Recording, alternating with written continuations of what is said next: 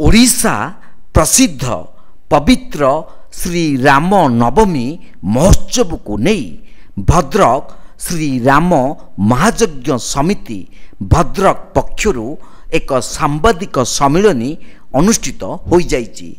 चलित वर्ष श्री राम नवमी अति भव्य और चित्ताकर्षण पालन हेबा सह किपरि शांति श्रृंखला रे श्री राम नवमी पालन कराजिब ताहा सम्मेलनी रे कुहा जाइतिला। चलित मार्च 31 रे मातृभूमि पाई गण दौड़ अनुष्ठित हेब। एप्रिल 9 रे राष्ट्रीय नववर्ष पालन सह साधु सन्थ पूजन गो पूजन हेब। एप्रिल 14 रे बाल बजरंग साइकेल शोभायात्रा हेब। 15 रे विशाल महिला कलश शोभायात्रा आज्ञामाल यात्रा अनुष्ठित हेब एवं सेही दिन 3 दिन व्यापी श्री राम महायज्ञ आरंभ।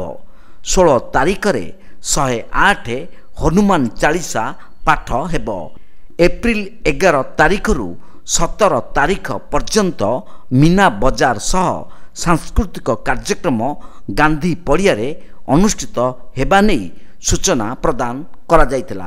एही अवसर रे श्री राम महायज्ञ समितिर वरिष्ठ उपदेष्टा तथा पूर्वतन मंत्री मनमोहन सामल, अन्यतम उपदेष्टा धामनगर विधायक सूर्यवंशी सूरज, समितिर सभापति आईनजीवी नित्यानंद नायक, कार्यकारी सभापति व्यामकेश सेनापति, साधारण संपादक शरद पढ़ियारी, गोविंद चंद्र राउत, जगन्नाथ दास, स्वाधीन सुंदर दास, निरंजन साहू उपस्थित रही कार्यक्रम त्वरान्वित करथिले।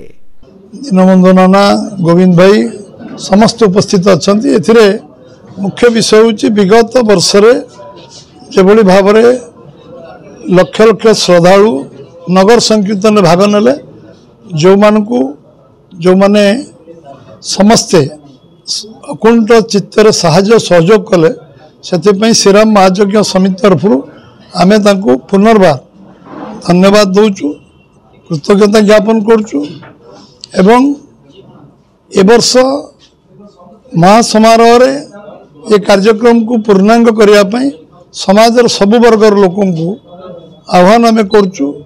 एथिरे छोट वेबसाइट बड़ वेबसाइट व्यक्तिगत व्यक्ति आरंभ करी मेढ़ कमिटी आरंभ करी जो माने एथिरे पूरा पूरी दिन राति समान करके एकाकार कर लगी एवं ये महोत्सव रे परिणत करछंती। सबु वर्गर लोकों को मु धन्यवाद देवा सहित आगामी ए वर्ष एप्रिल 17 तारीख दिन जो नगर संकीर्तन हम ता पूर्व जो कार्यक्रम गण दौड़ 31 रु आरंभ होगी महिला कलश यात्रा 15 तारीख हम, गोपूजन 14 तारीख हम, यू कार्यक्रम बाल बजरंगी साइकिल शोभा यात्रा जो आरंभ कर जो कार्यक्रम परिकल्पना है ये सबू कार्यक्रम को जनसाधारण जेभली भाव में पूर्व वर्ष भरी समर्थन कर सहयोग कर सेमती सहयोग समर्थन करेंगे एवं साहाय्य करेंगे। भद्रकरू पुनील कुमार सामंत को रिपोर्ट, तीर्थक्षेत्र लाइव।